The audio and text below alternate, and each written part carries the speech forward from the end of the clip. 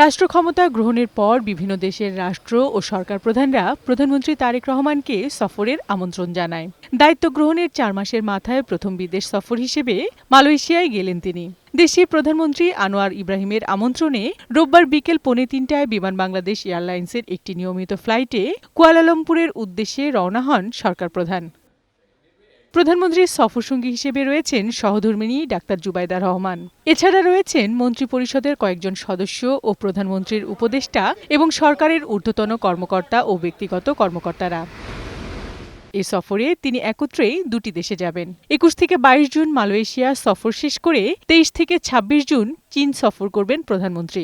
আগামী ২৫ জুন তারেক রহমান চীনের প্রধানমন্ত্রী লি কিয়াংয়ের সঙ্গে দ্বিপাক্ষিক আলোচনা করবেন। ২৬ জুন চীনের প্রেসিডেন্ট শি জিনপিংয়ের সঙ্গে সাক্ষাৎ করবেন প্রধানমন্ত্রী তারেক রহমান।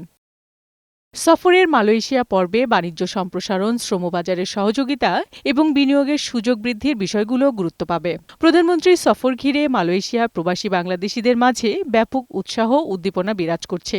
এই সফরে দীর্ঘদিন ধরে স্থবির হয়ে থাকা শ্রমবাজার পুনরায় চালু, অনিয়মিত কর্মীদের বৈধকরণ এবং ব্যবসা বাণিজ্য ও বিনিয়োগ বৃদ্ধির ক্ষেত্রে গুরুত্বপূর্ণ অগ্রগতি আসবে বলেও আশা তাদের।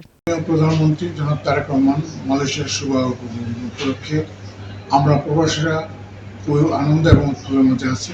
অনেক প্রবাসী কষ্ট হয়ে আছে, যে তাদের জেল শেষ হয়ে গেছে, ২ মাসের জেল দিচ্ছে, ২ মাসের জেল শেষ হয়ে গেছে, অথচ তাদের একটা টিকিটের জন্য তারা বাংলাদেশে যেতে পারে না, আরও ২ মাস ৩ মাস করে খাটতে হয়। যেহেতু এই ভোগান্তটা না করা হয়, আমরা প্রবাসী বাংলাদেশি ভাইয়েরা এখানে বহু অবৈধ আছেন, তাদেরকে বৈধতা করার জন্য আমি মাননীয় প্রধানমন্ত্রীর কাছে আকুল আবেদন জানাচ্ছি। আর চীন সফরে অবকাঠামো, প্রযুক্তি, সংযোগ এবং উন্নয়ন খাতে সহযোগিতা আরও গভীর করার বিষয়ে নিজেদের অবস্থান তুলে ধরবে বাংলাদেশ। সফর শেষে আগামী শুক্রবার রাতে দেশে ফিরবেন প্রধানমন্ত্রী তারেক রহমান। বিউটি সামাদ্দার, বৈশাখী সংবাদ।